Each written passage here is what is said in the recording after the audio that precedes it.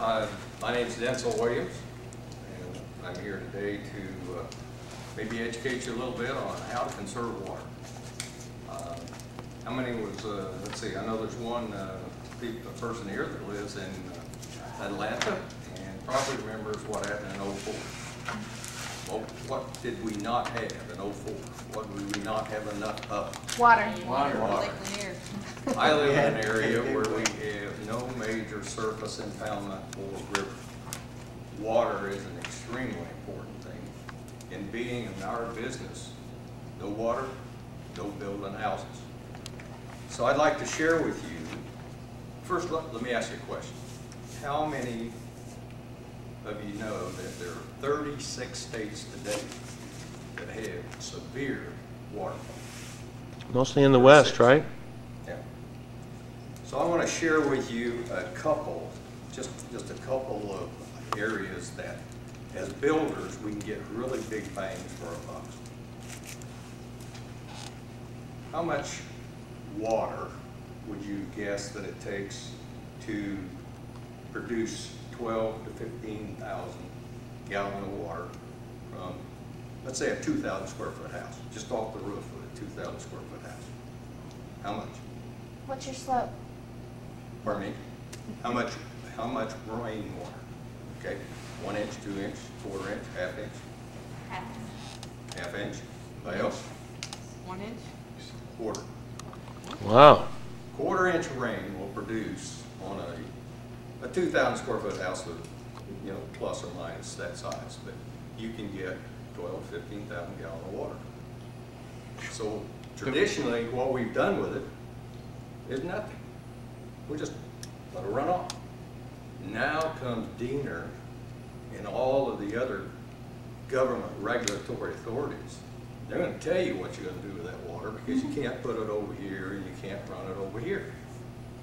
So not only is it important to find something to do with it so we can use it, it makes good sense because it's going to cost us money to dispose of it, or we're going to get in a lawsuit.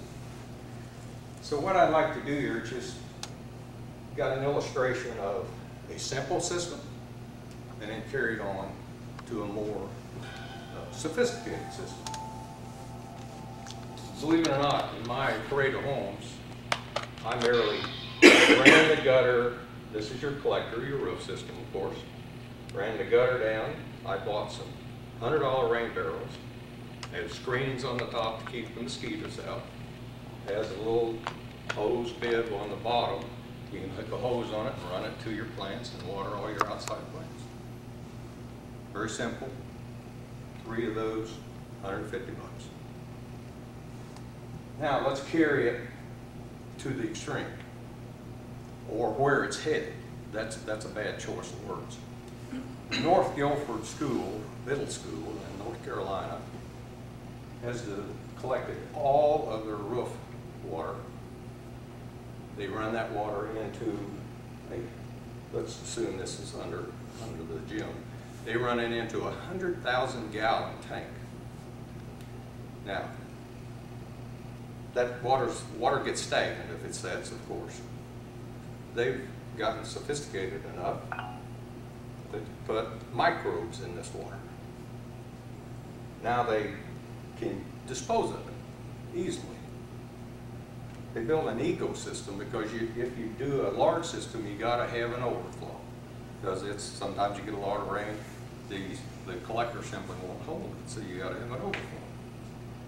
They build an ecosystem. They use that for a science study of their classes. The real payoff comes in what they do with the gray water.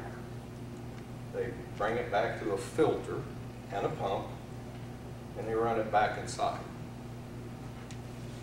How much water do you suppose it takes to flush the stools and urines that the whole school uses as a percentage? Per day or per? Yeah, Oh, on as a a daily percentage of basis. their total On water? a daily basis, Yeah. how much that the whole school uses? 60%. Yeah, the interior water. 60% of the water just to flush the stools and urines. They're saving about $1 million a year. Wow. We're saving that as taxpayers. Wow. Not to mention all the eco favorable treatment that we're getting. So don't let your water run off. Didn't even mention the irrigation here. They irrigate everything from that water. So instead of letting our water just run off, let's catch it. Let's use that valuable resource. I have a handout that I'll give you now that has website resources in it that you can go to. Also, you know, the new National Green certification, you can get a lot of good points just by conserving water. Thank you very much. Thank you.